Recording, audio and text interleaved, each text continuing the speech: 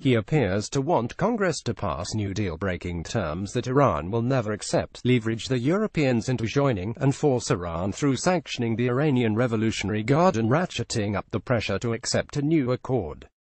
None of this is likely to happen. In effect, having opened up the certification process, the president has now guaranteed a new competitive and combustible phase in US-Iranian relations. But Trump's real objective may be to goad Iran into walking away from the accord and thereby accepting the blame for its demise. The president's decision not to certify that Iran is complying with the 2015 nuclear agreement is a departure according to the terms of the 2015 Iran Nuclear Review Act INARA. But unless Congress imposes new sanctions related to nuclear issues, it will allow the administration to maintain a flawed but still functional nuclear agreement that allows the U.S. to avoid responsibility for walking away from the accord for now. Clearly, the president's national security team tried to find a way to keep the U.S. in the deal and avoid provoking a crisis with its allies in Tehran, particularly at a time when the administration can't solve the North Korean nuclear challenge. However, Trump did ratchet up the rhetoric against Iran's destabilizing activities in the region and pledged to counter them, particularly singling out the activities of the Iranian Revolutionary Guard Corps (IRGC). But as with so many Trump administration policies, the so-called strategy was long on words and short on actions and implementation plans. If the administration is determined to contain Iran more aggressively, let alone roll back its influence, it better have the will and skill to do so. If the administration is not prepared, it may well find itself embroiled in messy, open-ended, and unwinnable conflicts with Iran, Russia and the proxies. Persona and Politics Friday's speech was an effort, as with so many other initiatives in the Trump administration, to develop a solution to a problem the United States does not have. Make no mistake, the Iran deal is flawed and many of Iran's policies in the region are inimical to U.S. interests.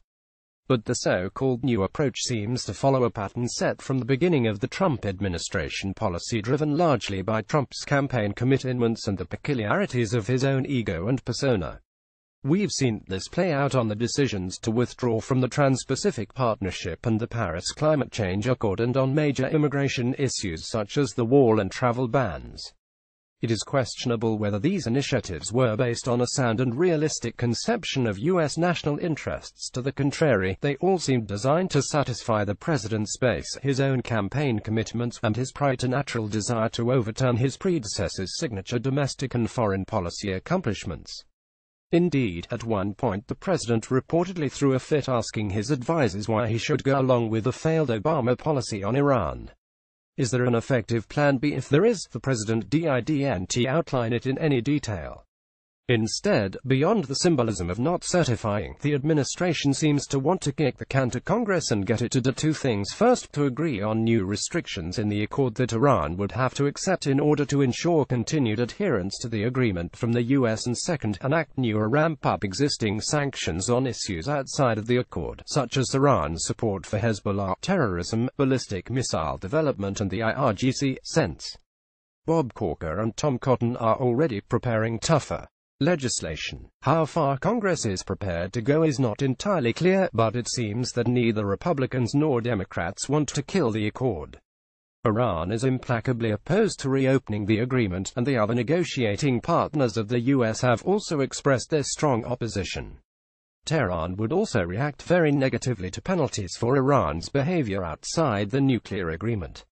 And if there were additional negotiations, Tehran would have demands of its own that the Trump administration would be unlikely to meet. Bottom line, without a more compelling and coherent Plan B, the logic of walking away from Plan A seems unwise and not well thought through.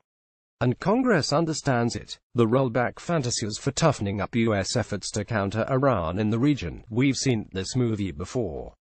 It has been almost 9 months since former National Security Advisor Michael Flynn put Iran on notice over its objectionable behavior. And for the past several months, senior administration officials have talked publicly about the U.S. taking a harder line on Iran's destabilizing behavior. So far, there has been a wide gap between the administration's pugnacious rhetoric on Iran and the absence of much tougher actions.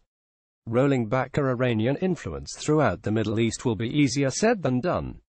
The administration will turn up the heat on Iran in Lebanon, Yemen, and Bahrain, and in the waters of the Persian Gulf areas where a more confrontational U.S. posture poses relatively low risks.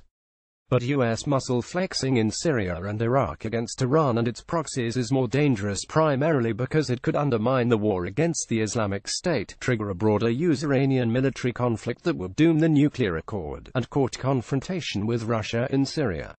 In short, the new strategy toward Iran is unlikely to have a transformative effect on Iranian behavior.